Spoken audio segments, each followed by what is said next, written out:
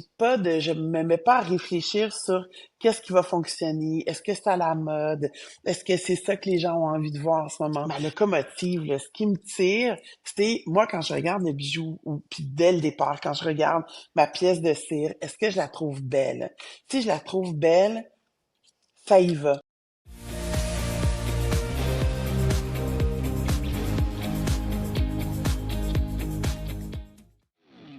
L'épisode d'aujourd'hui est présenté par la bijouterie Lepage, complice de beaux moments de bonheur depuis 1906.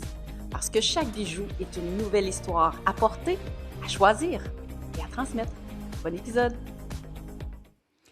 Aujourd'hui, j'ai le plaisir d'accueillir une créatrice qui a profondément marqué le paysage de la joaillerie québécoise. Donc, depuis près de 30 ans, elle crée des bijoux audacieux et instinctifs façonnés à partir de matières inattendues comme l'étain, le verre ou le cuir.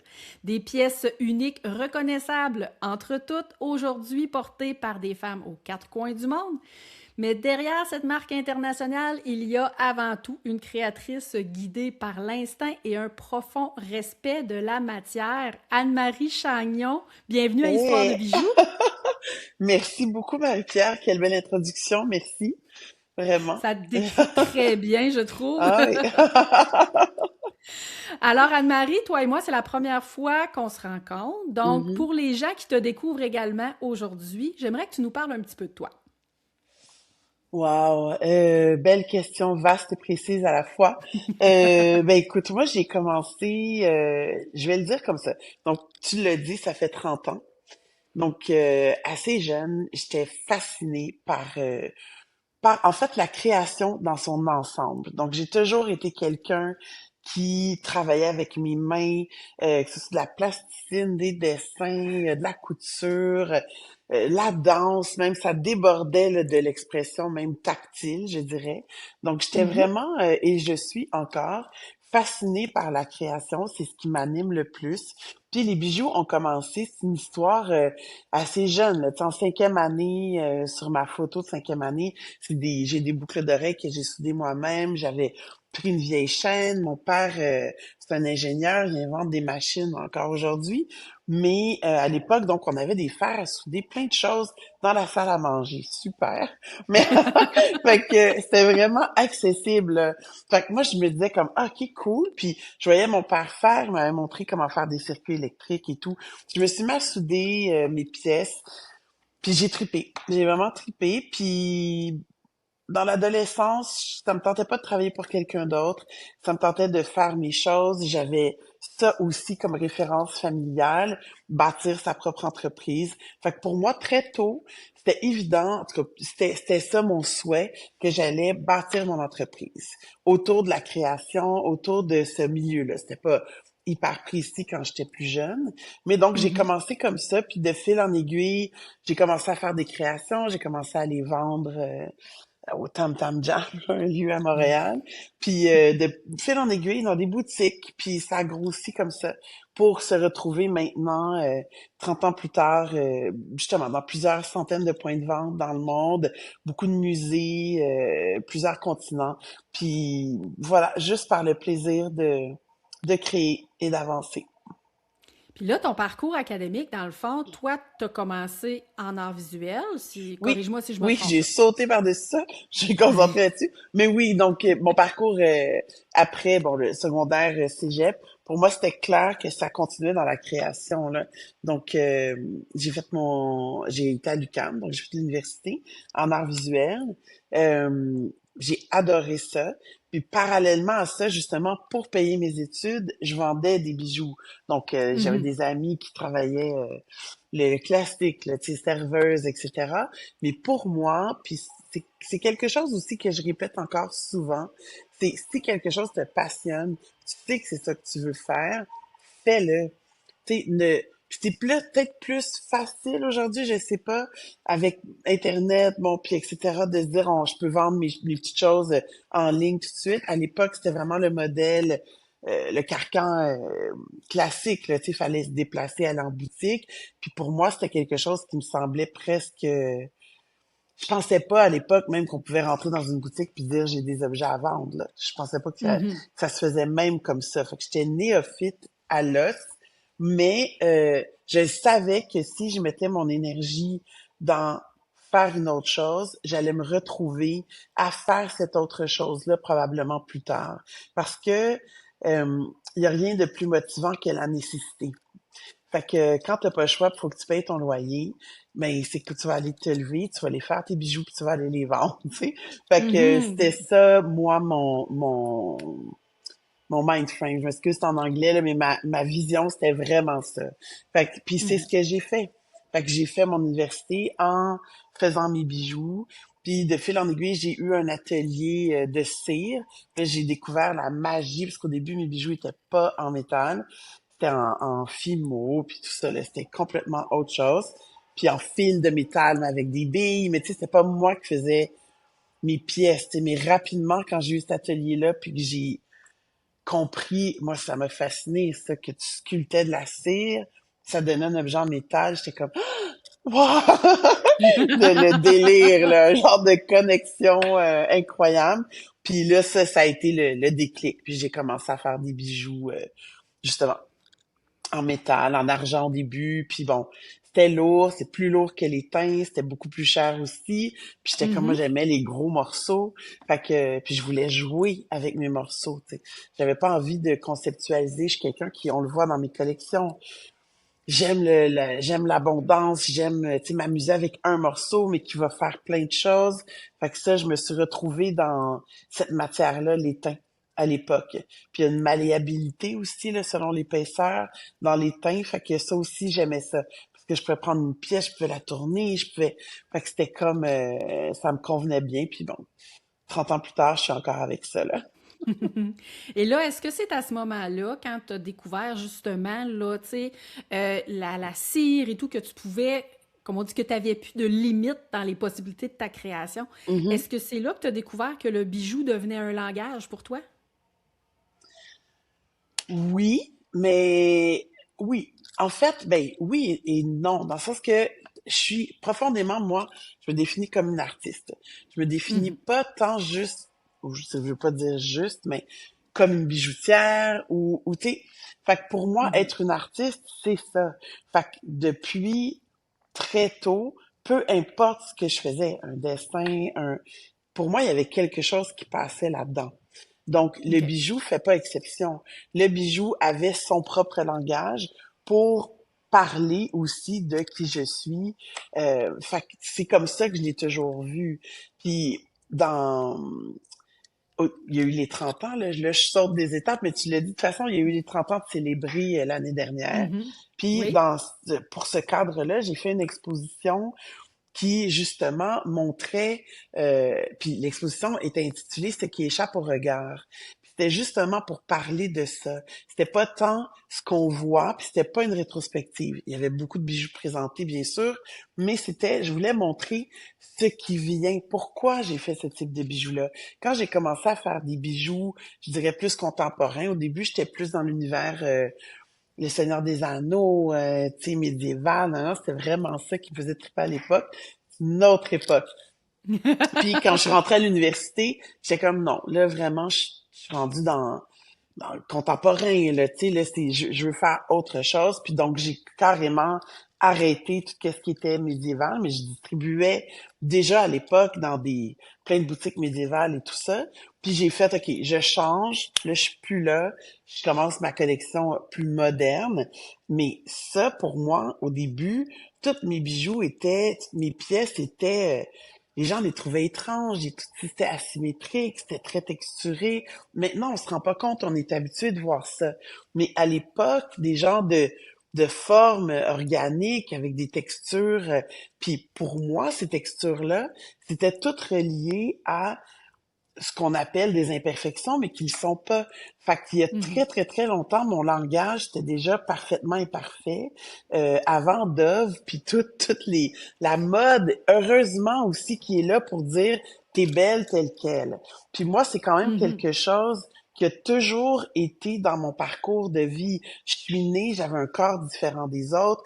Ça a été quelque chose que j'ai dû apprendre à m'accepter, apprendre à vivre avec ce corps-là qui était différent, à comprendre pourquoi aussi il était comme ça, mais à faire, regarde, écoute, t'es comme ça, il y a des choses que tu peux faire pour plein de choses, mais il faut que je m'accepte aussi.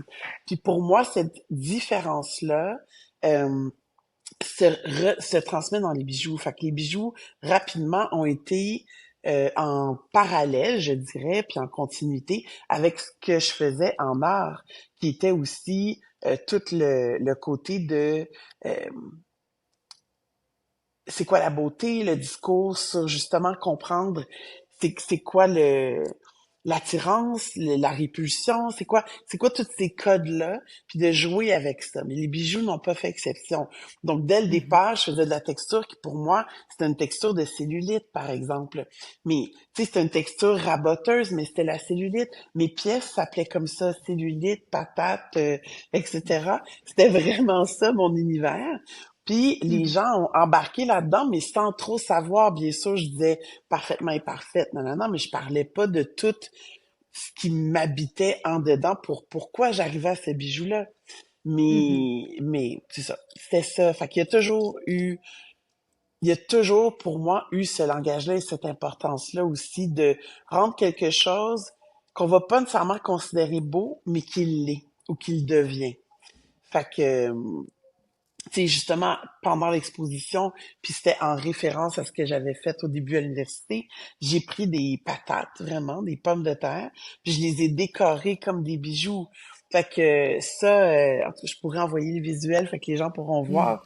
Mais c'était justement pour parler de ça.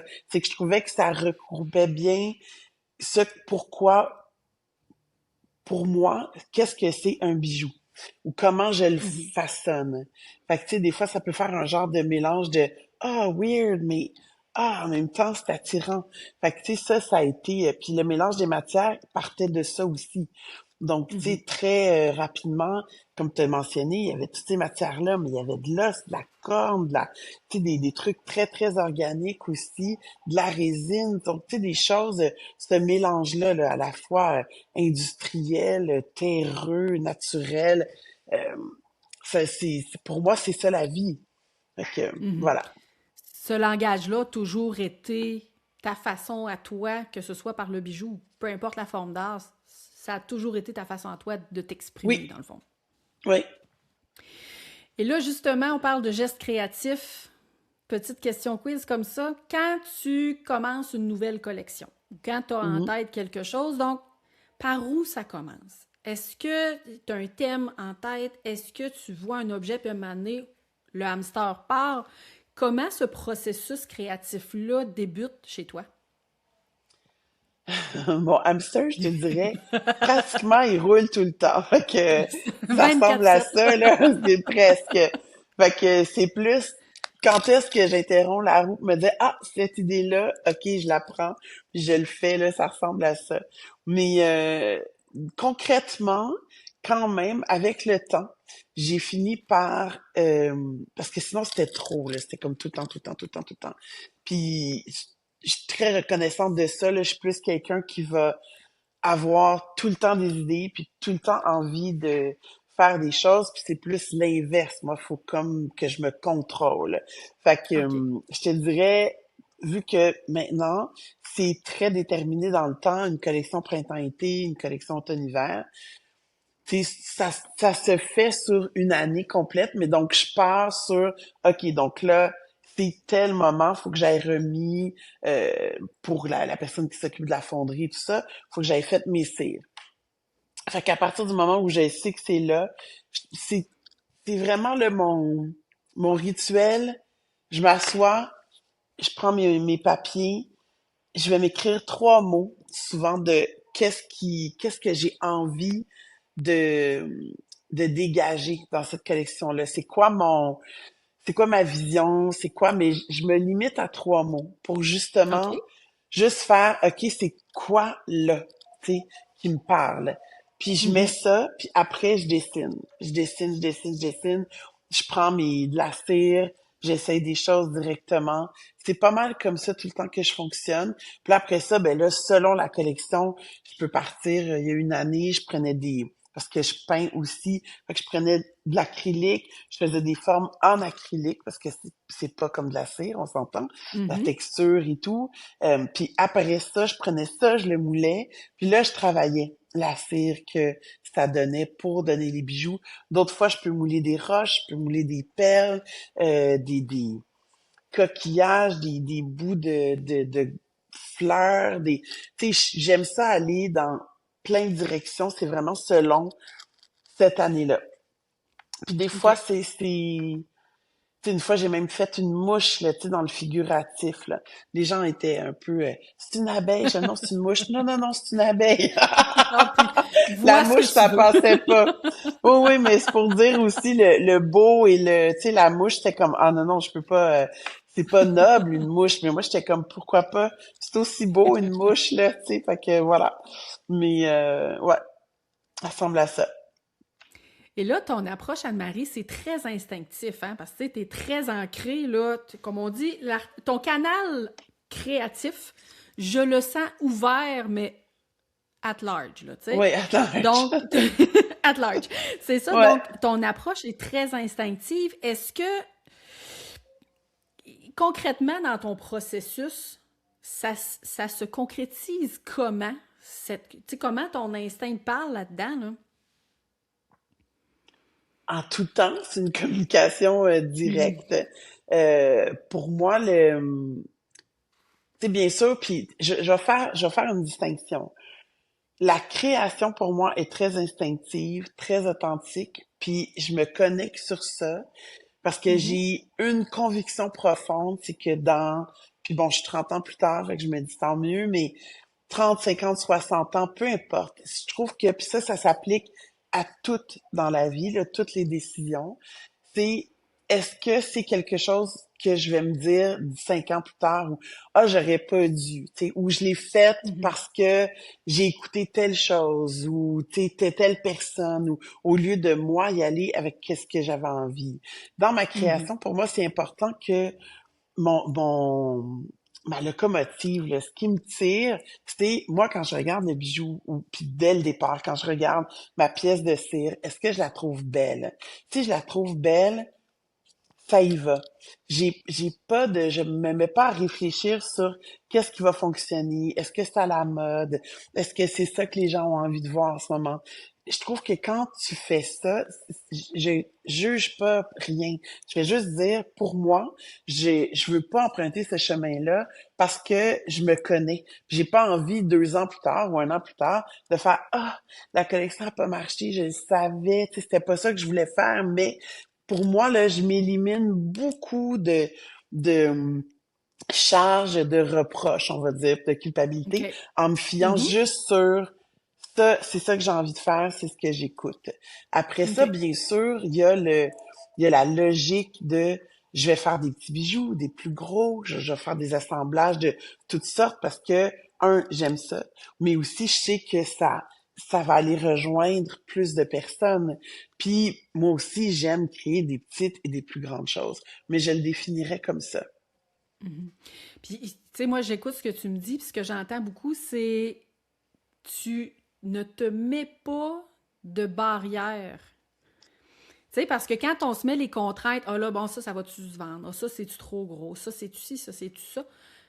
On se crée nos propres limites, mais toi, ces limites-là, tu sais, est-ce que je suis bien dans ce que je crée? Oui, parfait, on continue. Voilà. Ça ressemble à ça. Mais comme je dis, au niveau pour toutes les pièces, oui. Après ça, bien Mhm. sûr, je dirais pas, il y a pas de réflexion quand je fais, parce que je vais faire des centaines de modèles avant de trancher la collection. Mais c'est sûr qu'il Mhm. y en a, je sais bien que je le regarde, je l'aime, mais je me dis, il y a peut-être une personne qui va l'acheter. Mais bon, c'est peut-être pas OK. lui que je vais choisir pour le mettre dans la collection. Tu Mhm. sais, je vais quand même réfléchir, vu que j'en fais tellement. Ben oui. En bout de ligne, je vais quand même choisir ceux que je me dis, hey, je l'aime, et oui, je crois dans son potentiel de euh, de vendre et donc de m'aider à continuer à créer. Parce que c'est ça, moi, c'est comme ça que je le vois, ce chemin-là avec ma clientèle. C'est Mhm. moi, je crée, vous aimez ce que je crée, vous contribuez à que moi, je continue de créer. Fait que merci. Puis ça se passe comme ça. Fait que, tu sais, c'est sûr que je vais choisir des choses que je me dis, ben, ça va aussi interpeller les gens. Mais la composition des pièces et tout, ça, je me laisse la liberté totale. Parce OK. que c'est là que je me dis, ben, ça fonctionne depuis 30 ans, donc je continue. Tu sais, au début, il y a Ça des doit gens être pas qui me pire. disaient, Ça doit être ben, pas c'est pire, ce hein? que je me dis aussi. Mais au début, il y a vraiment, avant qu'on ait notre fonderie à l'atelier, puis je sais que ce sera une autre question, fait que je vais y revenir, mais la personne qui s'occupait de couler mes pièces, elle me l'a avoué des années plus tard, mais elle dit, tu sais, on regardait les morceaux que tu nous amenais, les cires que tu nous amenais, tout ça, puis je me disais, pauvre petite fille, tu sais, je me disais comme, elle va perdre tout son argent, là, tu sais, c'est comme, il y a personne qui va acheter ça. Puis finalement, ça s'est mis à fonctionner, puis lui-même, il était étonné que les gens embarquent dans quelque chose qui était étrange, tu sais, à ses yeux, à lui, c'était comme, mais voyons donc, qui va acheter ça, tu sais. Fait que c'est pour ça, je me suis dit, ben, les gens ont embarqué avec moi, ils ont embarqué dans cette différence-là. Fait que, Mhm. tu sais, pour moi, c'est comme juste merci, puis je continue, tu sais. Et là, Mm. les matières, Anne-Marie, que tu utilises, c'est l'étain, le verre, le cuir et tout, c'est des matières plus atypiques, on va dire, en joaillerie. Qu'est-ce que ces matériaux-là te permettent d'exprimer que d'autres matériaux te rejoignent un petit peu moins dans ton processus? Et ça, c'est instinctif. Tu sais, c'est vraiment...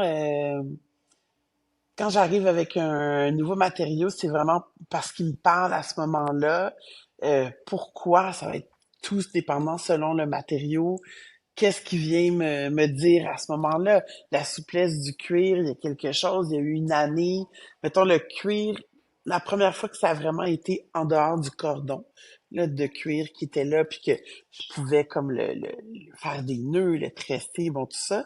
Mais quand j'ai vraiment intégré là, la peau de cuir, là, tu sais, puis ça, c'était l'année de Ove, donc 2011, quelque chose comme ça dans ces eaux-là.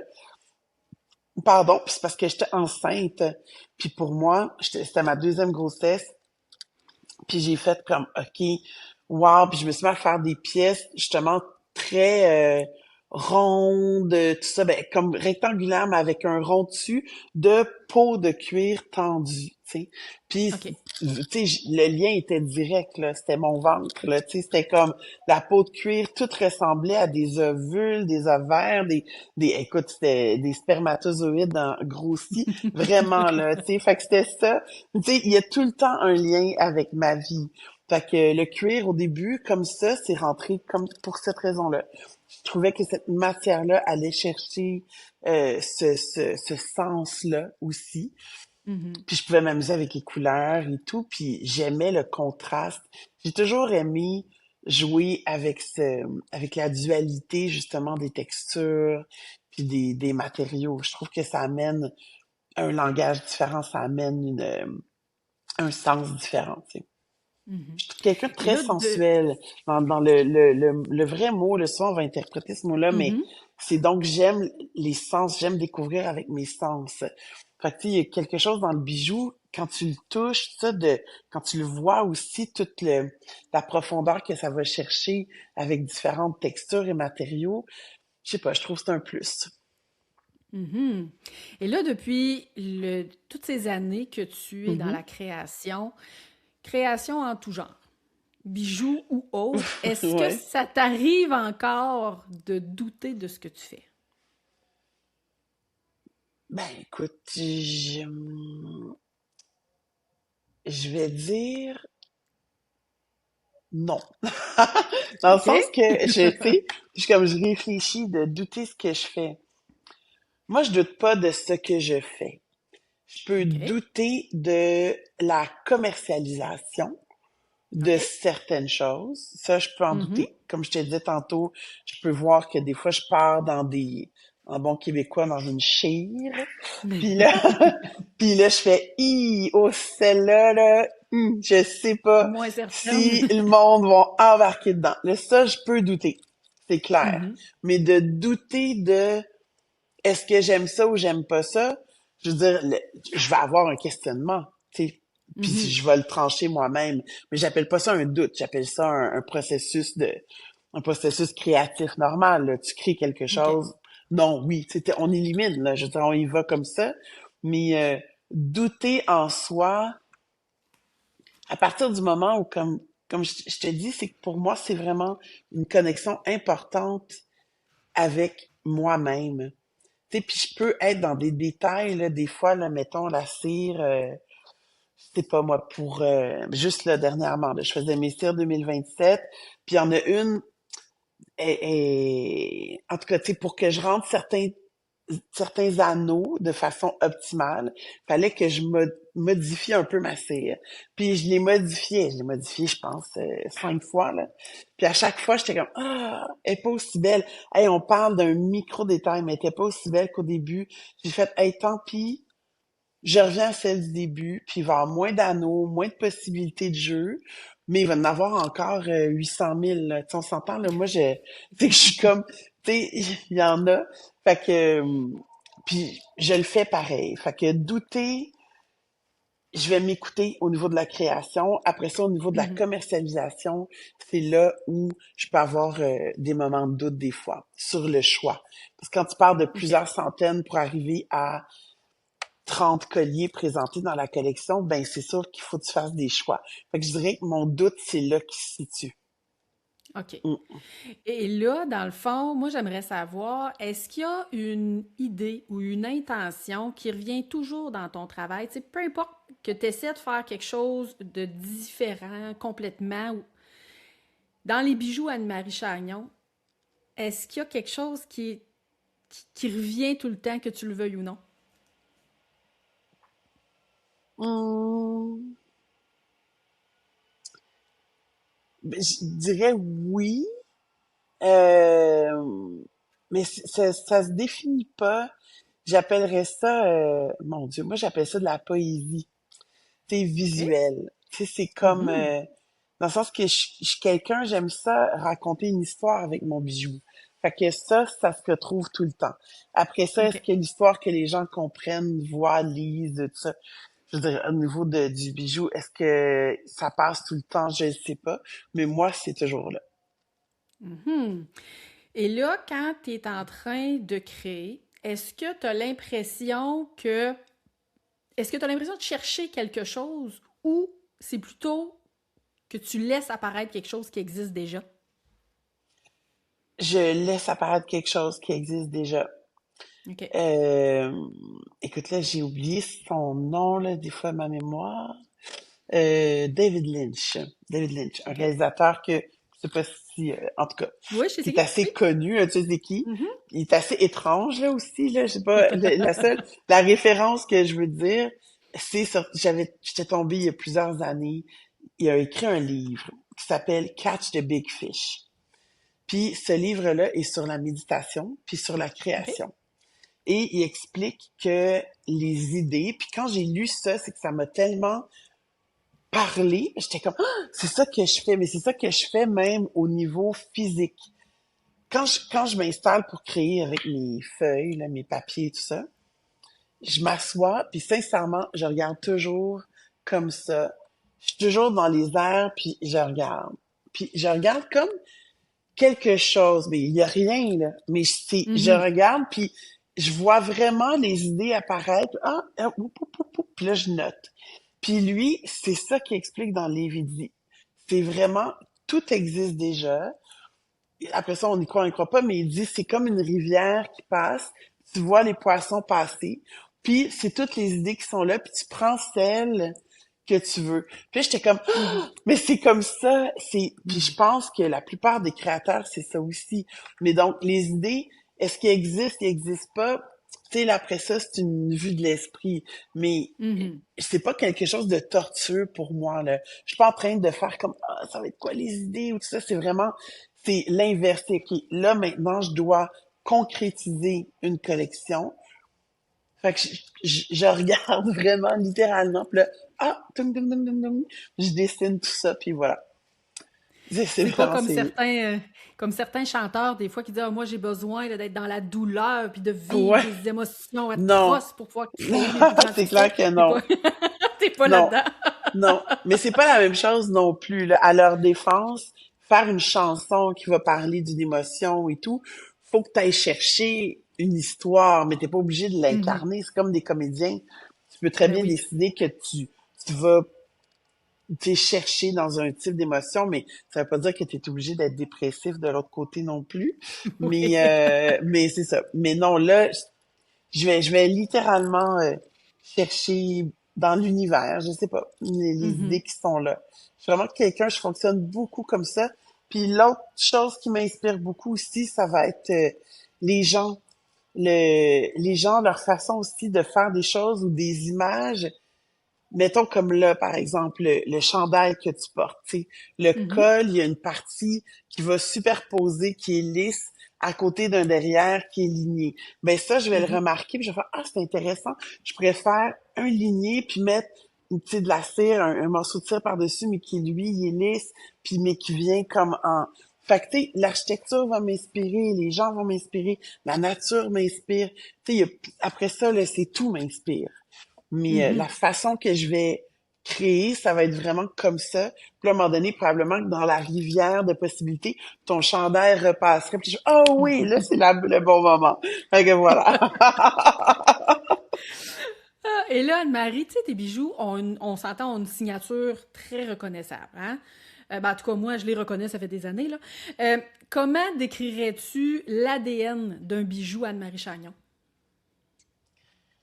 C'est une bonne question. C'est une bonne question parce que je sais, je sais qu'est-ce que tu veux dire. Puis moi aussi, je le vois quand je le Mhm. fais, le bijou que je vais appeler typiquement Anne-Marie Chagnon.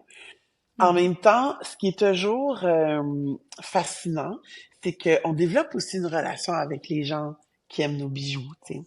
Puis il y a Mhm. des années où, parce que je me permets cette latitude-là, donc de créer vraiment ce qui euh, ce qui me plaît, ce qui me parle, ce que j'ai attrapé justement dans le courant. Euh, donc à partir de ce moment-là, des fois, bien sûr, ça change. Je veux dire, ça, je vais être ailleurs. Puis j'ai déjà eu Mhm. des gens qui m'ont dit comme, est-ce que c'est encore toi qui as fait la collection cette année? Ou tu sais, comme, est-ce que, parce que oui, parce que c'était très différent. Mhm. Puis je me laisse donc vraiment beaucoup de latitude, mais décrire c'est quoi l'ADN, parce qu'on n'est jamais tout à fait pareil. Si je te dis, Mhm. prends ton look d'il y a 20 ans, tu sais, sur une période de Hey! 30 ans, tu vas dire, eh, ouais, justement, non, je me reverrais pas les cheveux de même ou ce maquillage-là, ou peu importe, là, tu sais. Fait que c'est un peu ça, la création aussi.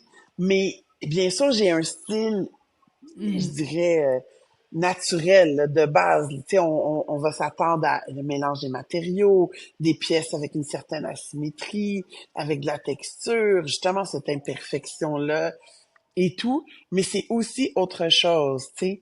Donc, tu sais, je me dis tout le temps, puisque je suis Anne-Marie Chagnon, je me permets de faire du Anne-Marie Chagnon. Puis moi, Mhm. je suis pas la même qu'il y a 5 ans, qu'il y a 10 ans, qu'il y a 20 ans. Mais au fil du temps, quand même, bien sûr, il y a eu des collections plus distinctives ou en tout cas qui ont frappé l'imaginaire dans leur très grande différence par rapport aux autres.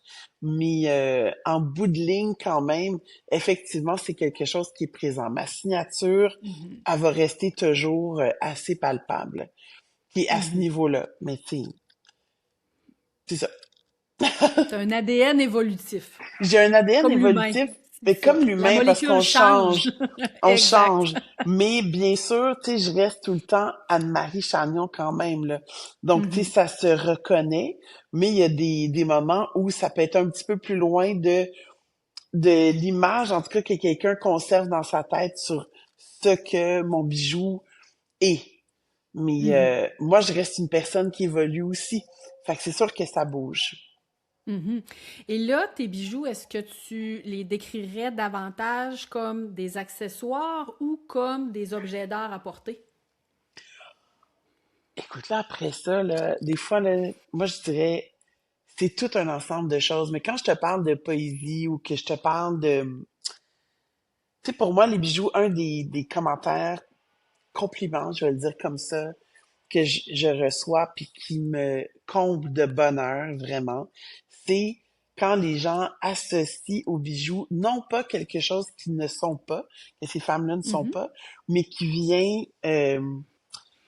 comme donner ou accentuer soit la confiance qu'elles ont déjà, mais Mhm. qu'elles ont besoin de d'avoir un peu presque comme une amulette, là. Tu sais, le bijou, des fois, il fait, pas des fois, souvent.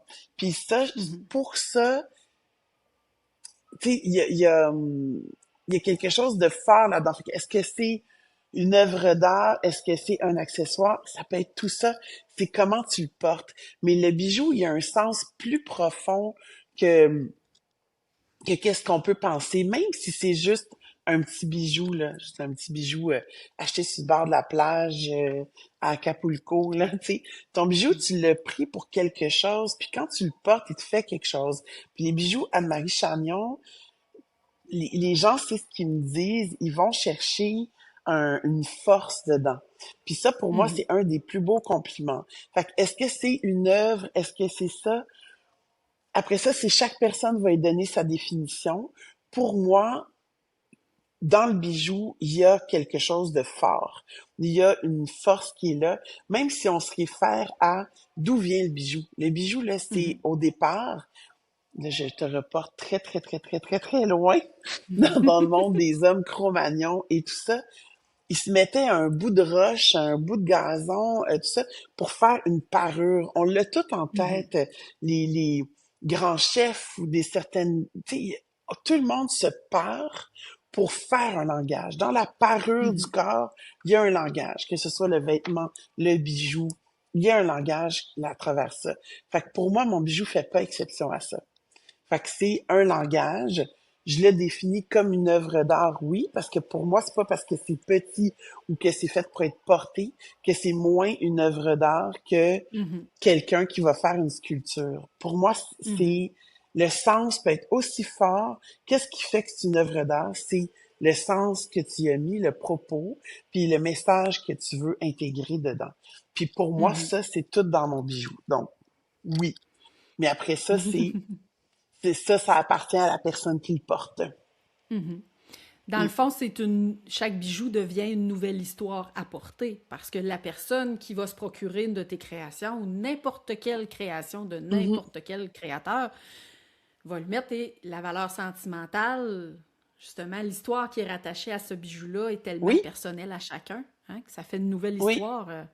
oui, oui. Puis il y a un sens, tu sais, il y a les sentiments, mais il y a aussi Mhm. ce que ça, comment ça te fait sentir. Mais on choisit tout ce qu'on porte. Tu sais, pourquoi on choisit une robe versus une autre? Mais on sent bien quand on met telle chose, on va dire, ah là, ça, là, tu sais, je peux sortir, je me sens irrésistible ou je me sens, bon, tu sais, c'est ça, les parures. Donc, Mhm. on va chercher dans ce dont on se pare notre identité, puis notre identité qu'on veut accentuer. Fait que des Mhm. fois, on a envie d'être discrète, des fois, on a envie d'être éclatante, ben c'est sûr qu'on choisira pas la même chose, tu sais. Mais Mhm. ce que j'aime beaucoup, beaucoup dans le bijou, au-delà des vêtements et tout, c'est le fait que peu importe ta physionomie, peu importe aussi même je dirais, ton cadre professionnel. Des fois, tu n'as pas le droit de t'habiller comme tu veux. Tu vas avoir un habit, tu vas avoir bon, toutes sortes de critères. Mais le bijou est rarement intégré là-dedans. Avec le bijou, je trouve que c'est souvent la seule porte par laquelle on peut vraiment connaître quelqu'un.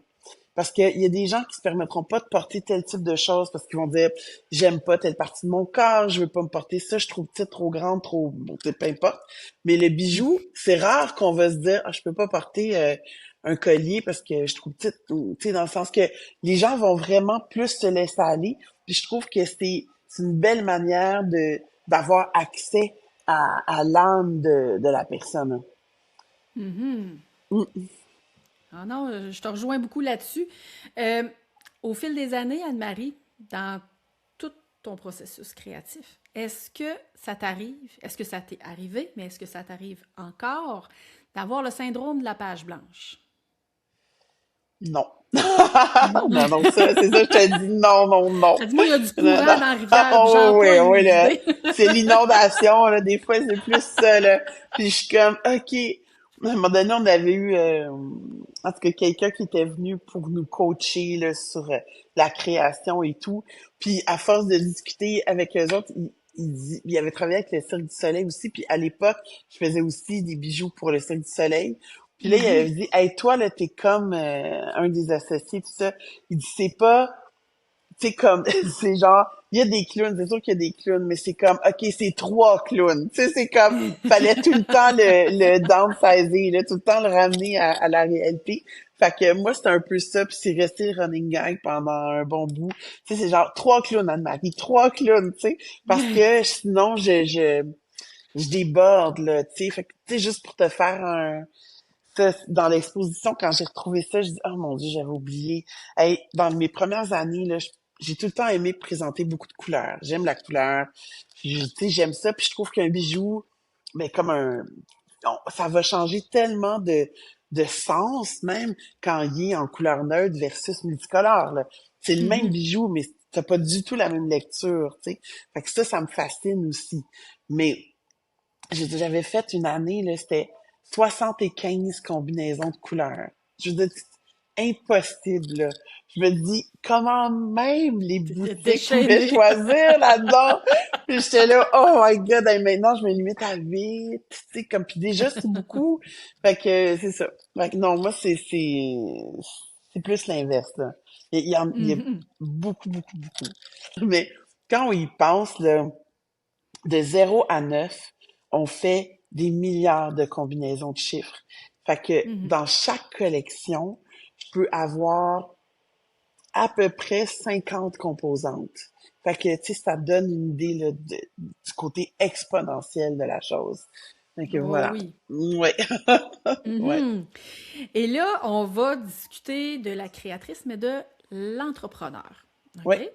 Donc, créer une marque aussi forte demande pas juste du talent artistique, là, mais tu sais, il faut aussi une vision d'entrepreneur. Quand tu as commencé versus maintenant, comment ces deux rôles-là ont, ont réussi à cohabiter ensemble? Parce que, tu sais, comme entrepreneur, des fois, on a Mm, besoin d'être stratégique et organisé, tu sais. mhm. Mais là, toi, tu as un esprit créatif, là, tu sais, qu'il n'y a pas de bout, carrément. Donc là, quand l'entrepreneur est arrivé, là, dans le scénario, là, comment ça cohabite, ces deux-là?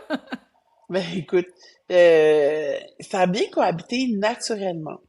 Puis deux choses, je l'ai mentionné au début, mais ça se peut que ça soit coupé, fait que je leur dis encore.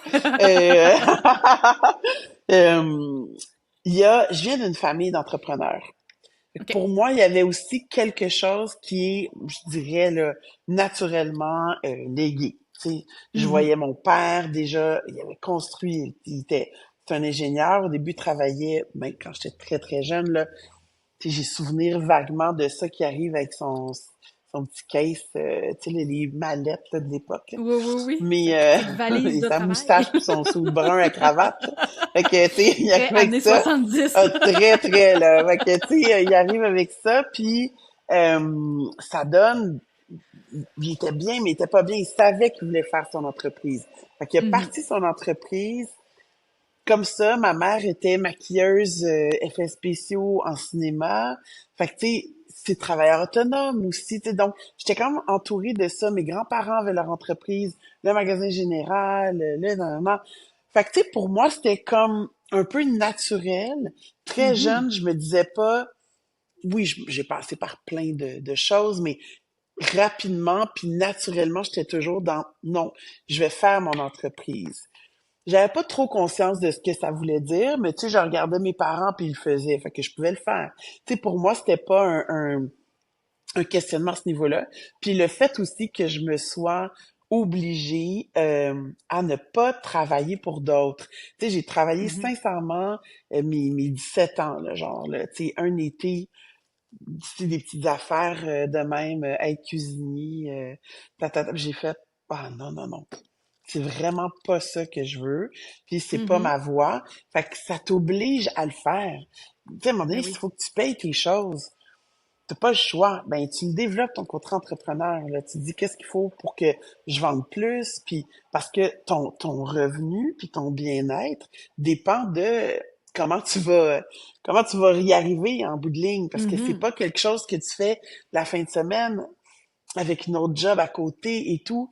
C'est pour ça que je dis, tu sais, c'est important, c'est comme tu tu tu te commets. C'est vraiment ça. Tu te commets. Fait qu'à partir du moment où tu te commets, ben t'apprends. T'apprends sur le tas. Tu sais, je veux dire, tu pars, tu fais des essais-erreurs. Puis, mais la différence, je dirais, c'est j'ai pas j'ai pas du tout fait de plan d'affaires. J'avais pas une vision en me disant ça va être ça dans 5 ans. Zéro OK. plan d'affaires, zéro rien là, tu sais là. Puis j'ai Mhm. commencé parce qu'au début je faisais tout à la main individuelle. Puis mon père, qui est donc, lui, ingénieur industrialisation, construit des machines pour industriels, il était là, non, là, faut que tu trouves un moyen de mouler tes trucs, là, ça n'a pas de sens. Tu vas passer ta vie à sculpter, puis c'est super, mais si tu veux en vivre, trouve un autre moyen. Il m'a passé Ben 1000 oui. pièces, j'ai pris mes pièces, je suis allé les faire mouler, puis voilà, l'entreprise a commencé, tu sais. Puis c'est vraiment Mhm. ça le rythme, mais j'ai pas de formation là-dedans, là. Tu sais, j'ai un bac en art, là. Tu sais, moi, c'est ça ma formation. Fait que, tu sais, à Mhm. quelque part, j'ai pas, tu sais, mon entreprise me ressemble. Tu sais, c'est très organique aussi ici.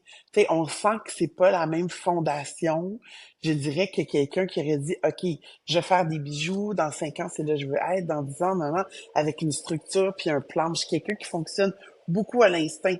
Ça peut me servir, des fois ça me dessert, tu sais, bien sûr, Mhm. mais c'est vraiment ma façon de fonctionner. Et là, dis-moi, aujourd'hui, tu sais, bon, ton équipe, t'as une équipe qui s'est greffée à toi au fil des années hein, Oui, pour que ton entreprise, comme on dit, t'es pas toute seule à tout ah, c'est faire, là, clair que parce que non. sinon, t'es une surhumaine. Je sais pas comment tu fais. Impossible, t'inquiète, je suis pas une surhumaine. Et dis-moi, quand l'entreprise grandit, c'est à partir du moment où ça devient, première des choses, une entreprise, et qu'après ça, l'entreprise prend de l'ampleur et de l'ampleur et de l'ampleur, comment est-ce qu'on réussit à protéger justement l'âme d'une création quand l'entreprise là, prend de l'expansion? Écoute, c'est pour, je reviens à tantôt. Pour moi, c'est rester connecté à son authenticité. Puis je sais OK. là que ça fait galvauder, puis on entend ça, puis tout ça, mais ça reste que c'est ça pareil. Tu sais, quand on est vraiment concentré sur, tu regardes ce que tu as créé, est-ce que ça te fait vibrer? Ça te donne-tu des papillons dans le ventre? Oui, non. Reste concentré sur ça. Ce OK. que, ce qu'on peut s'imaginer qui fonctionne ou qui fonctionnerait mieux ou tout ça, ça se peut. Mais ça reste que si c'est ça notre pensée, c'est que d'autres l'ont déjà fait, puis ils ont déjà donc une longueur d'avance sur nous de toute façon. Puis tu sais, un peu le classique, là, tu sais, le rôle des autres est déjà pris, puis tout ça. Je trouve que dans la création, c'est encore plus important. C'est quand tu fais quelque chose qui te ressemble, toi, tu le fais parce que t'aimes ça. Tu réfléchis pas. Tu vas faire quelque chose qui va parler à des gens, puis que les gens auront pas nécessairement déjà consommé. Puis je dis pas juste au niveau de l'achat, là, je parle euh, pris, là, imbibé avec un Mhm. autre créateur, tu sais. Fait que là, peut-être que c'est pas tout à fait le sens de ta question, là, mais Non, ça tu va? Continue. sais, c'est. Non, non, mais c'est ça. Tu sais, pour moi, c'est. C'est sûr que c'est difficile. Je pense qu'être entrepreneur, c'est pas pour tout le monde non plus. Il y en a Mhm. qui vont ressentir une pression beaucoup plus grande. Moi, je sais que j'ai pas, oui, là, bien sûr, je pense que je pourrais dire que je suis quelqu'un de stressé par moment, des fois, souvent, des fois. Mais en même temps, je suis pas stressée sur l'entreprise ou tout ça. Tu sais, c'est comme OK. je fais confiance à ça. Fait que, à ce que j'ai mis en place et tout. Puis surtout au fait que c'est ça le chemin que j'ai choisi. Fait que, tu sais, Mhm. après ça, je suis plus... puis je le vois aussi avec avec le temps qui passe, tu sais, malgré les différences, malgré qu'il y a des collections qu'il y a des gens qui ont pas adhéré, je veux dire, ça m'est arrivé là, dans les années là, des collections que j'appelle des collections crash, là, tu sais, là, comme les gens ont pas aimé ça, là, mais comme oui, un peu, mais après ça, il y a tout le temps un retour sur ah, tu sais, plein de gens vont dire, moi, là, j'ai décroché ou tout ça, mais il va tout le temps un autre pourcentage de monde ou d'autres personnes qui vont faire des commentaires. Ah, hey, ça m'a fait du bien, cette collection-là. Tu sais, ça faisait quelques années, c'était plus pareil. Puis là, t'es arrivé avec quelque chose de tellement différent. Genre, je m'en suis racheté. Puis là, je me suis dit, ah Mhm. ben, tiens, elle a décidé de, tu sais, de changer un peu. Puis là, ils se sont remis à s'intéresser. Fait que, tu sais, je pense qu'après ça, c'est pour ça que je t'ai dit, tu sais, moi, je me dis, je m'écoute, puis je sais que ça va me mener quelque part où il faut. Mais qu'à la Mhm. limite, au moins, je peux pas me dire, 10 ans plus tard, ah, je me suis gourée. Je me suis écoutée. Mhm. J'élimine le regret que je peux avoir. En tout cas, au niveau OK. créatif. Puis, au niveau business, ben, pour moi, je le vois de la même façon. Je veux dire, quand on fait Mhm. un choix, là, c'est qu'on le fait habituellement dans avec ce qu'on connaît à ce moment-là, puis on fait le meilleur choix possible pour ce moment-là. À partir Mhm. du moment où on se rappelle ça toute notre vie, on va se rappeler qu'il n'y avait pas d'autre choix possible, en tout cas à l'époque. Il n'y a pas de bon ou de mauvais choix. Comme il n'y a pas de bon ou mauvais chemin. Il y a un chemin. Mhm. Mm. Et là, au travers de ce développement d'entreprise-là, est-ce que c'est arrivé à un ou des moments euh, où tu as dû te... De la façon que les choses évoluaient, qu'à un moment donné, tu as dû prendre un pas de recul et te dire, OK, là, j'ai vraiment besoin, pour le bien de mon entreprise, là, j'ai vraiment besoin de me rappeler pourquoi j'ai commencé au début. Ou si ce Ouh. pourquoi-là a toujours été tellement clair, net et précis, c'est ton Euh, leitmotiv ouais, depuis le ouais. début, là, que... Ben, mon leitmotiv depuis le début, c'est vraiment créer, Mhm, m'amuser. Pour moi, ça, c'est assez fondamental. Fait que est-ce que c'est sûr, là, sur le 30 ans, là, tu sais, justement, les collections Crash, ça rentre dedans, là. Tu sais, je veux dire, c'est dur financièrement. ben oui. Puis c'est une structure, à un moment donné, je suis plus toute seule non plus. Fait que j'ai toute la Mhm, structure aussi qui est là. Fait que c'est sûr que ça, dans ce temps-là, des fois, ça fait comme ouf! Tu sais, ou, bon, post-pandémie, tu sais, je pense qu'il y a bien du monde qui ont fermé aussi après ça, on le sait, là, parce que ben oui. c'était... Fait que oui, c'est sûr qu'il y a des moments comme ça où il y a eu des remises en question. C'est un grand mot. Jamais une remise en question de «Ah, est-ce que je suis tannée de faire ça?» Ça, non. J'aime ça faire OK. ça. Je ferais ça toute ma vie. Ça, il n'y a pas d'enjeu. Après ça, est-ce que des fois la business, ça peut être difficile? Oui, c'est sûr. Il y a des conjonctures internationales, politiques, économiques, tout ça, et artistiques quand ça tombe pas dans le goût de ce qui est là. Puis c'est comme c'est une année qui est plus dure à passer, mais on la passe. Puis on continue. Tu sais, pour moi, il n'y a pas de au-delà de ça, je te dirais non. Mais c'est sûr que, tu sais, être entrepreneur, c'est jamais un beau fleuve tranquille No, no. d'assurance. Moi, c'est ça, tu le sais, là. C'est ça, No, là. no, no. C'est comme, c'est ça. Voilà. Ouais. Et là, dis-moi, Anne-Marie, tu sais, tes bijoux maintenant sont distribués partout dans le monde. Hein?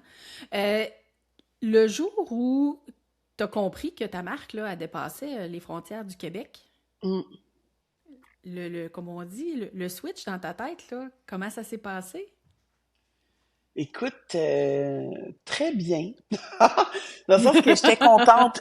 Là où il y a eu quelque chose, le moment clé, là, Mhm, pour ça, là, ce côté-là international, ben, deux choses. Il y a eu ma première distributrice aux États-Unis. Ça, j'étais comme, oh, tu sais, ça m'a impressionné. Puis je me souviens, là, à l'époque, là, j'écrivais tout un petit mot à chaque boutique aux États-Unis qui m'achetait, là, j'étais, tu sais, dear, nanana, puis là, je perfectionnais mon anglais, puis là, bla, tout le, tu sais, j'étais bien, bien, bien contente. Mais le vrai moment clé internationale, là, puis où là, ça a changé, c'est quand, pour le Cirque du Soleil. Quand j'ai commencé à OK. faire des bijoux pour le cirque, puis les bijoux pour le cirque, au début, ça n'a même pas commencé avec des bijoux. Ça faisait suite à une expo photo que j'avais faite dans le cadre du mois de la photo à Toronto. Puis Mhm. c'était ce que j'avais fait à l'université en art. Fait que c'était pas du tout un des bijoux. Et ça avait gagné, entre j'avais été le Critics' Choice du Globe and Mail pour le mois de la photo, là. Tu sais, c'était autre Mhm. chose. J'étais passée aux nouvelles, puis tu sais, comme ça avait fait un truc assez gros. Puis là, la responsable du merchandising North America a vu, elle m'a convoqué, puis je portais mes bijoux à ce moment-là. Elle me Mhm. dit, oh wow, ce que tu portes c'est tellement cirque et tout ça. Est-ce que c'est qui fait ça, tu sais? Je dis, c'est moi. Puis là, elle est comme, ah, OK. Elle dit, ben, j'aimerais ça voir aussi, donc, tes bijoux. Puis là, je suis là, ben, ça tombe bien, je les ai tous amenés. Fait que là, j'avais tout amené ma collection, déjà, tu sais, avec mon portfolio d'art. Puis que j'avais tout amené à la collection, j'ai pu lui montrer ça, j'ai donné un catalogue. Puis ça a été une association qui a duré 10 ans, tu sais. Ça a été vraiment fantastique. Mais ça a été une vraie école. Parce que là, je me Mhm. retrouvais du jour au lendemain avec distribué à l'international, avec des codifications assez particulières, des trucs que j'avais jamais abordés, là, tu sais, là, des douanes de un peu partout, hey, là, Mhm. j'étais comme wow, là, tu sais, faut que j'apprenne vite. Là, Oh c'était oui. quelque chose. Mais j'ai adoré ça. J'ai adoré ça. Fait que tu sais, il y a le côté international, oui, là, à ce moment-là, je me souviens que ça m'avait impressionné. Tu sais, ils m'avaient envoyé à Las Vegas pour que je m'inspire là, de leur show là-bas. Puis j'étais là-bas, puis je voyais mes œuvres d'art. Là. La première, c'était des photos puis des objets qui étaient des recouvre-langues, là, justement, puis qui parlaient de la beauté puis du souci de d'être belle versus la fonctionnalité. C'était tout le temps le même langage que les bijoux, mais autre chose, on s'entend. Puis je voyais ça à Las Vegas, puis j'étais comme, OK, hey, là, ça, c'est sûr que c'était hot, là, tu sais, de voir que mes choses étaient rendues là, puis qui m'envoyait pour m'inspirer des bijoux. Et là, j'étais comme, alright, je viens d'arriver dans une place que j'aime, mais je parle pas de Las Vegas, je parle au niveau là, de la création. Mhm. Euh, mais mais non, je me souviens, puis je me souviens que j'avais quand même assez je dirais, d'aplomb et de front. La responsable du merchandising à l'époque, puis là, je me permets de le dire, là, mais parce qu'on n'est plus là, mais c'était une belle petite anecdote. Je sais qu'elle disait, tu sais, on aimerait ça réduire les prix et tout. Puis, tu sais, tu fais quand même des bijoux pour le Cirque du Soleil, tu sais. Fait que la publicité que ça va te donner, puis tout ça, tu sais, tu pourrais réduire le coût des bijoux, tu sais. Puis je me souviens que hey, c'était du gambling, là, tu sais, moi, ben jeune, tu sais, je suis là, de l'autre bord du bureau, puis je fais, oui, mais, tu sais, dans le fond, le Cirque du Soleil, vous allez avoir l'honneur d'avoir des bijoux faits par un Mac Chagnon. Fait que ça aussi, ça se paye, tu sais. Puis là, tu vois, je dis Oui. ça à la fille du Cirque du Soleil. Puis je me sais qu'elle me regarde et là, genre, hey boy! Tu sais, Elle se comme un prend pas peu, pour un t'es 7-Up qui flat. toi? Exactement. T'es qui toi pour me dire un truc comme ça? Puis, mais ça y a plu, fallait faire, OK, fine. Puis on s'est entendu sur les prix qui étaient là. Puis j'étais comme, mais quand même, là. Fait que, mais oui, fait que, Gros tu sais, guess, hein? gros guess, ben, tu sais, en même temps, c'est ça la négo, là. Elle aurait pu faire Mhm, ben oui, oui. mais bon, nanana. Mais quand même, juste le fait moi-même, quand j'ai repensé après, j'étais là, j'ai osé quand même dire oui, mais vous aussi, là, tu sais, là, c'est comme, Oui, oui, c'est un oui. avantage. Fait que, hey, on s'entend, là. Bon. Fait que c'est pour dire comment aussi que dans la vie, c'est ça, là. Quand tu crois en toi, c'est plus facile que les autres croient en toi aussi. Tout part tout le Mhm. temps de nous, là. C'est Ben oui. vraiment ça. Ouais. Et là, Anne-Marie, ta marque, ton entreprise, bon, on parle souvent d'authenticité, d'indépendance, de Mhm. liberté. D'où viennent ces valeurs-là qui sont très ancrées, là? C'est une excellente question encore. Pour moi, le lien est clair. ils viennent de mon corps. Vraiment. Puis à l'exposition, je, je faisais le chemin pour que les gens voient. Mais l'idée, là, c'est qu'à partir du moment où tu nais dans un corps différent que ce que la culture puis la société te dit, ça c'est être beau ou belle, puis ça c'est pas être beau ou pas belle, puis que t'as à faire ton chemin là-dedans, à te retrouver toi-même, à retrouver qu'est-ce qui t'ancre, qu'est-ce qui est beau pour toi et tout, pour être en mesure de t'accepter, être en mesure de faire ta vie. Ben pour moi, ce chemin-là, ça a été ça. Ça a été le chemin, ma liberté, c'est quoi? Je veux vivre de cette liberté-là. J'ai pas envie d'être toujours mon regard soit empreint de la pression sociale ou de la prison, de la conception de c'est quoi la beauté, c'est quoi que j'ai le droit de faire, pas faire. J'ai toujours été quelqu'un qui était assez rebelle, assez vraiment aux grandes dames de mes parents, tu sais, dans plein d'autres niveaux. Donc, c'est sûr que, tu sais, ça vient avec son lot, mais ça vient avec ce trésor-là qui est être capable, justement, de se connecter à sa propre liberté, sa propre authenticité, sa voix, puis de faire, Mhm. ben moi, ça va être ça mon chemin. Puis ce qui a façonné mon chemin, c'est cette bataille-là que j'ai eu à faire avec moi-même aussi, là, on le sait tous, c'est quoi être femme, vouloir être belle, vouloir tout être ça, puis je veux dire, quand ça part de très, très, très, très jeune, tu sais, c'est comme ça te rentre dedans, là. T'as pas le choix Mhm. de développer ça assez rapidement. Tu sais, ça va être quoi pour que je sois capable de sortir de chez moi, puis d'avancer dans la vie, puis d'avoir le regard haut. Ben, qu'est-ce que ça me prend pour faire ça? Ben, ça me prend de développer ma confiance en moi, de définir c'est quoi mon authenticité, qu'est-ce que moi j'ai envie d'incarner, puis qu'est-ce que j'ai. Donc, en étant créatrice, bien sûr, qu'est-ce que j'ai envie aussi de créer qui va être dans ce même dans cette même idéologie-là, ce même état d'esprit-là, puis qui s'est transféré sans même que je veuille le transférer, dans le sens que c'était pas volontaire. Quelqu'un qui va porter mes bijoux, il va se sentir comme ça. Mais c'est là, Mhm. avec le 30 ans de recul, que je fais wow. Mais, et même avant, là, mais je veux dire, en faisant l'expo, je reviens à ça parce que quand tu crées quelque chose comme ça, tu matérialises puis tu prends le temps de prendre le pouls de tout ce qui s'est passé au fil du temps. Puis donc cette liberté-là, puis cet affranchissement-là, Mhm. euh, je suis fière de l'avoir transféré dans les bijoux et donc aux femmes qui me portent aussi. Mais pour moi, Mhm. c'est ça le chemin que ça a pris, là. Vraiment. Mhm. L'entreprise, dans le fond, Ouais. s'est associée au fil des années avec certains organismes, Oui. que ce soit le Chaînon, si, puis là, corrige-moi là, si c'est plus d'actualité ou si les choses ont changé ou si c'est un autre organisme. Mais votre engagement social est très fort. Oui. C'est quelque chose, pour moi aussi, donc depuis longtemps, qui a fait partie de ma vision d'entrepreneuriat, là, justement, Mhm. entrepreneuriale, ma vision entrepreneuriale.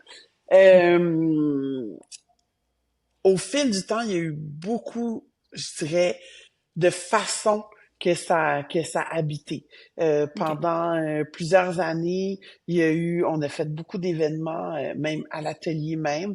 Quand tu étais un organisme, si tu voulais faire une soirée caritative, aller ramasser des fonds et tout. On était là, on ouvrait nos portes, on avait le staff, tout ça. Mais le core, c'est vraiment d'avoir des collections qui étaient reliées. Il y a eu Cancer de l'ovaire pendant Mhm. très longtemps, là, une dizaine Oui. d'années aussi. Chaînon récemment.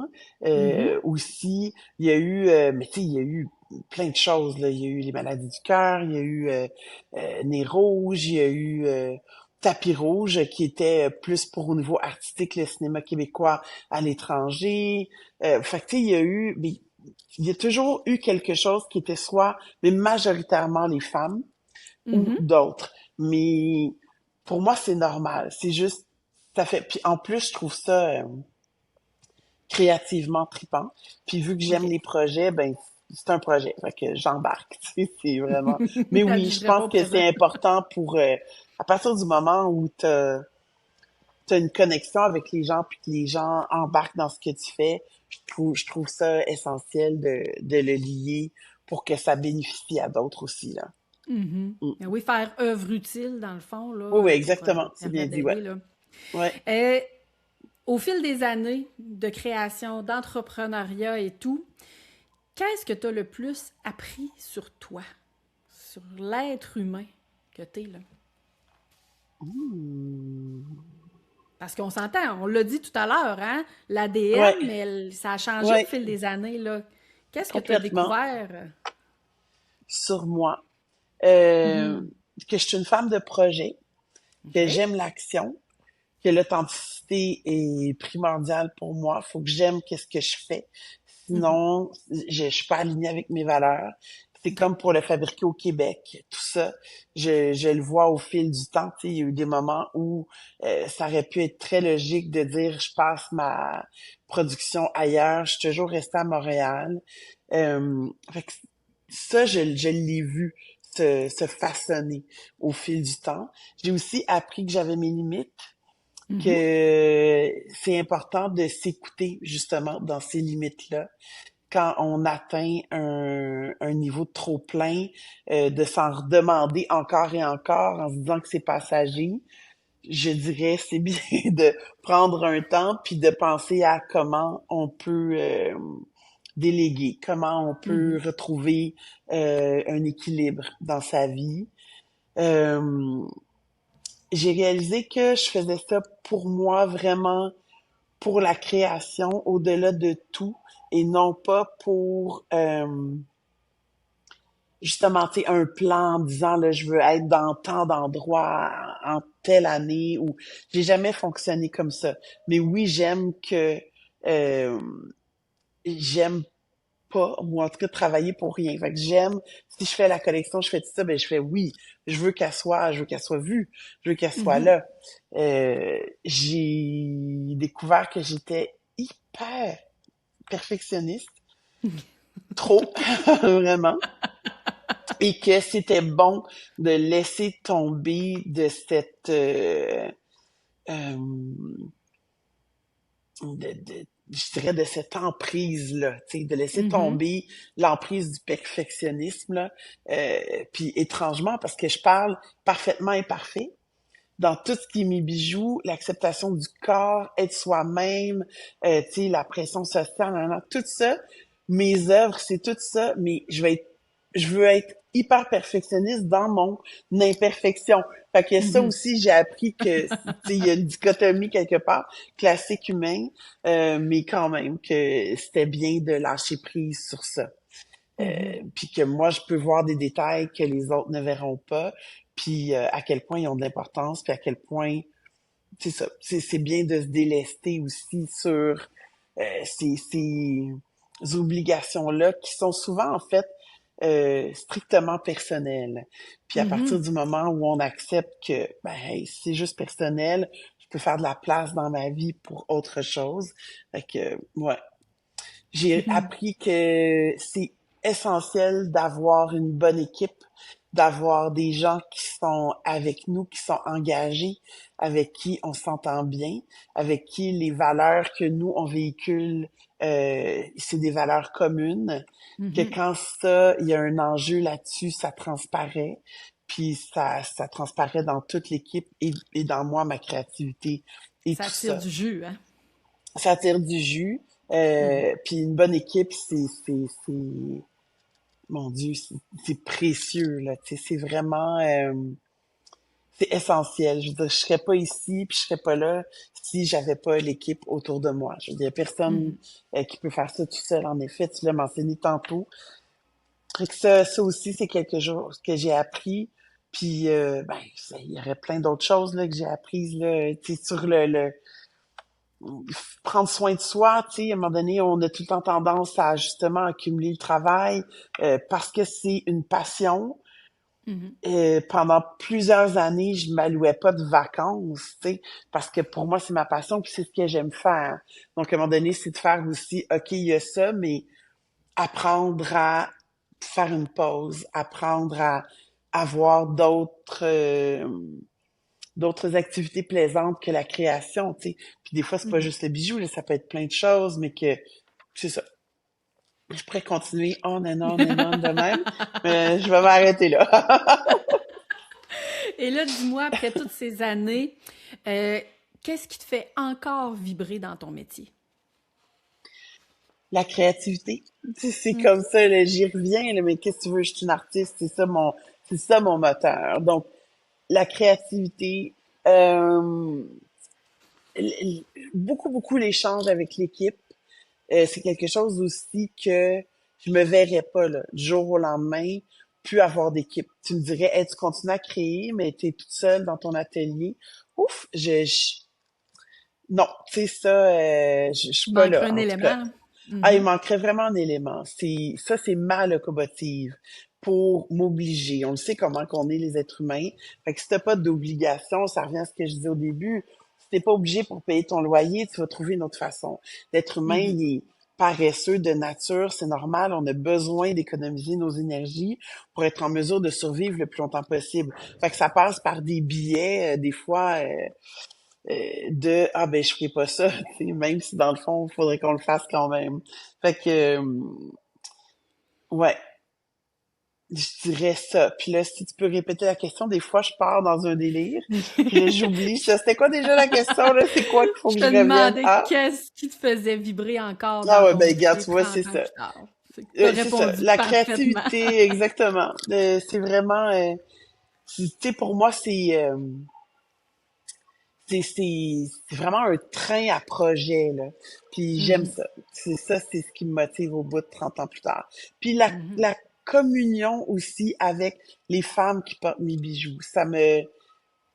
Ça m'émeut incroyablement. Puis c'est ce qui me motive aussi beaucoup, tu sais. Beaucoup, beaucoup. mhm. Mm. Et là, j'aimerais qu'on fasse l'exercice, Anne-Marie, si tu permets.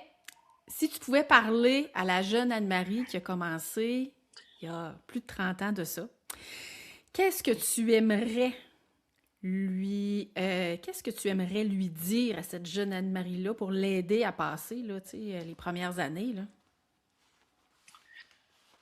Euh, ben, bon, classique, de garder espoir, Mhm, que de rester connectée à elle-même.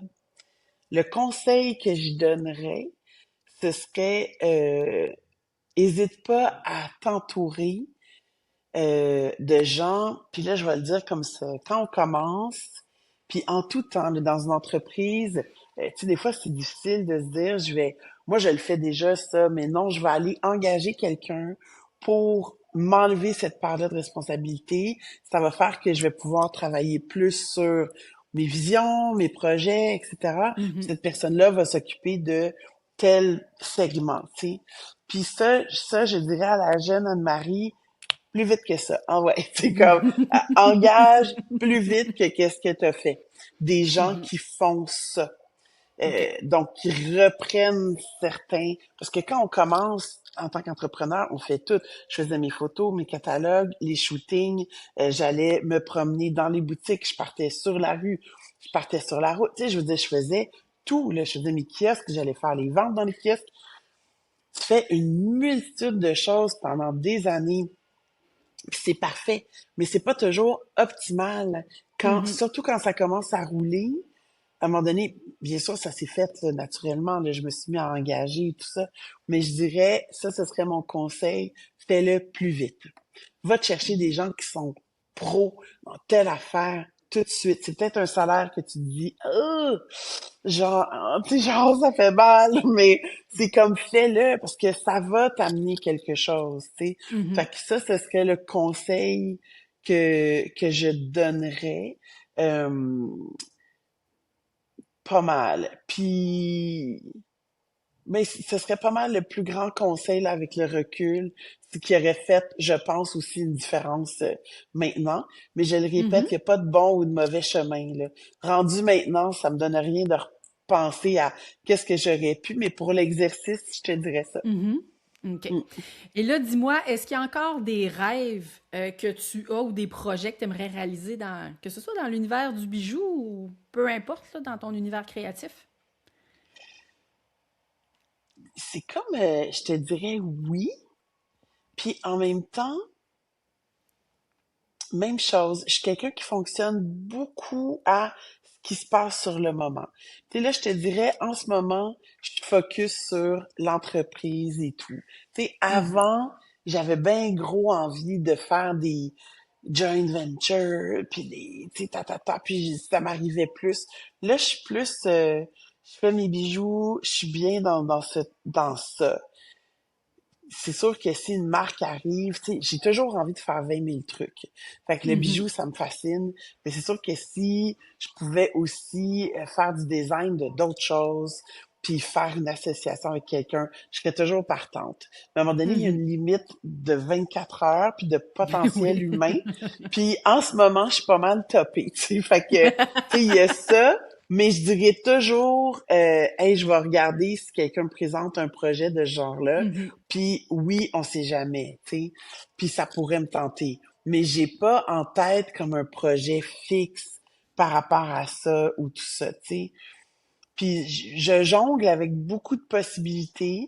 Puis il y a des choses qui vont peut-être apparaître, bien sûr, au fil du temps, ou des années à Mhm. venir. Mais tu sais, j'ai pas un projet précis que je te dirais, ah oui, là, je travaille sur ça maintenant, ou OK. ça, c'est mon but. C'est plus, pour l'instant, c'est d'être dans l'entreprise, puis de continuer à créer, puis c'est vraiment là que je me concentre, là. Mm. Mhm. On arrive à nos dernières questions, Anne-Marie. D'accord. J'aimerais savoir si tu devais créer un seul bijou qui représenterait toute ta carrière. À quoi ça pourrait ressembler? Hmm.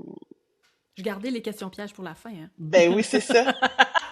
Écoute, euh, hey, là, je vais te dire de quoi, là, ce qui me vient en tête, parce que là, Mhm. t'as dit un mot-clé, t'as dit qu'il représenterait toute ma carrière. Mhm. Ça, là, Oui. yeah! Fait que, je te dirais quelque chose qui existe même pas, en fait. Ce serait un bijou, soit qui serait toujours en mouvement, donc ça existe pas. Tu vois, je m'en Mhm. sors, moi, en faisant question piège. Non, non, non, non. Dans le sens qu'il pourrait pas avoir juste une image ou juste une facette. Mhm. Fait que je verrais ce bijou-là presque comme un cadélioscope OK? ou quelque chose comme en pâte à modeler ou tu sais, quelque chose que tu peux toujours aller changer la forme ou que selon l'angle que tu regardes, Mhm. il y a plein de choses qui se passent, puis selon comment tu mets les morceaux ensemble parce qu'ils sont tous mobiles, ça fait des... Ça, ce serait probablement le bijou qui représenterait ma carrière, là. Ça ressemblerait à quelque chose comme ça. Il n'y aurait pas seulement une facette, mais ça serait un Ah non, bijou à l'image infinie. Voilà. exactement, à l'image À infinie. l'image infinie. Exactement, ouais. Ça serait magnifique, par exemple, tout un défi de Ah oui, réalisation, mais ça serait sans doute magnifique. ouais, ouais, ouais. J'adore ça. Euh, Maintenant qu'on connaît un petit peu plus sur ton histoire, Anne-Marie, j'aimerais savoir, moi je demande toujours à mes invités, quelle histoire de bijoux vous aimeriez me faire découvrir? Donc, qui Hmm. souhaiterais-tu me faire découvrir dans l'univers du bijou? Ben, je vais te nommer quelqu'un que j'apprécie Mhm. beaucoup, puis que j'apprécie des créations. Puis je l'ai découverte, parce que c'est une jeune femme, dans le cadre avec Emma de l'année dernière, dans le cadre des Mhm. 30 ans de la OK. marque, on a décidé d'offrir un prix Anne-Marie Chagnon pour une marque émergente. Donc, il y OK. avait toutes sortes de critères et tout, mais qui se distinguait justement par son caractère unique, par son caractère qui touche, moi, mon univers. Donc, l'authenticité, le fait d'incarner vraiment qui on est, nos multiples facettes, puis de pas être juste dans l'idée d'une pression sociale ou d'une norme. Puis, Mhm. il y a eu, bon, différentes applications, mais celle qui a gagné, celle que j'ai choisie pour le prix, c'était Sans Régence. Donc, elle s'appelle Alison Sirois. OK. Elle se nomme Ali sur son site, mais donc une jeune fille super tripante qui fait des bijoux dans cette idée-là, d'être fier de qui on est, multiple. Tu sais, il y a pas, elle va dire un truc comme ça, tu sais, il y a pas de couronne, il y a juste être toi-même, tu sais, sois Mhm. toi-même, tu sais, sans couronne, sans. Bon, j'ai oublié les 3 mots là, je suis désolée, Alison, mais tu sais, c'est ça. Fait que moi, je te dirais elle. Tu sais, ce serait OK. mon, mon, mon commentaire pour moi. L'histoire du bijou que tu me ferais découvrir, là. Mais je suis curieuse d'aller Ben voir ce oui, qu'elle fait, par oui, exemple. oui, une jeune femme très inspirante, très inspirée, puis vraiment vibrante. Fait que, ouais, ce serait ça. Et là, moi, je trouve ça fantastique parce que depuis le début des enregistrements de la saison 2, les histoires de bijoux que mes invités souhaitent me faire découvrir, c'est majoritairement des femmes. Que ce soit des femmes de la relève ou des femmes qui sont dans le métier depuis de nombreuses années, mais fait que je trouve ça absolument savoureux de voir à quel point il y a un souci de mettre en lumière le Mhm. travail des femmes dans le métier, donc je trouve ça absolument fantastique. Mais c'est sûr que je pense que quand on est une femme aussi, puis il y a plein d'hommes joailliers, bijoutiers, Mhm, tout ça, mais quand on est une femme puis on a envie ben, partager quelque chose, oui, je pense que c'est normal là, que ce soit des histoires de femmes qu'on partage, tu sais, c'est comme mhm. naturel, hein. Mm. Et là, Anne-Marie, ben, on est rendu à la fin Eh oui, de notre émission d'aujourd'hui. Donc, première des choses, je te remercie infiniment de nous avoir ouvert les portes de ton univers. écoute, ça Euh, fait plaisir. C'est Quelle réciproque, je te magnifique remercie. découverte! Quelle magnifique découverte aujourd'hui! Et là, qu'est-ce qu'on peut te souhaiter pour la suite? Hmm. Ben, du plaisir, Mhm, encore. Euh, du plaisir, et de continuer le vent dans les voiles, mais avec un beau vent, là, tu sais, le bien fort et puissant. Donc, ce serait mhm, ça. Ce serait ce que je dirais. Ouais. Si on me souhaite ça, mhm. puis que tout le monde pense de même, je trouve ça être fantastique. Tu vas avoir un avenir encore flamboyant devant toi. Ouais, exactement, exactement. Alors, je Et de la remercie nos création, de autres. la créativité à partager, là. Tu sais, c'est Ben ça, là, c'est ce oui. que je dis aussi, c'est communiquant, tout ça. Ouais. Mhm. Alors, encore une fois, merci Anne-Marie pour ta présence Ça fait aujourd'hui. plaisir. Et je remercie les gens qui nous écoutent aussi, qui sont avec nous pour découvrir notre invité d'aujourd'hui. Et on se dit à très bientôt dans une autre histoire de bijoux. Merci beaucoup, Marie-Pierre. Bonne continuité à toi aussi. Mais merci.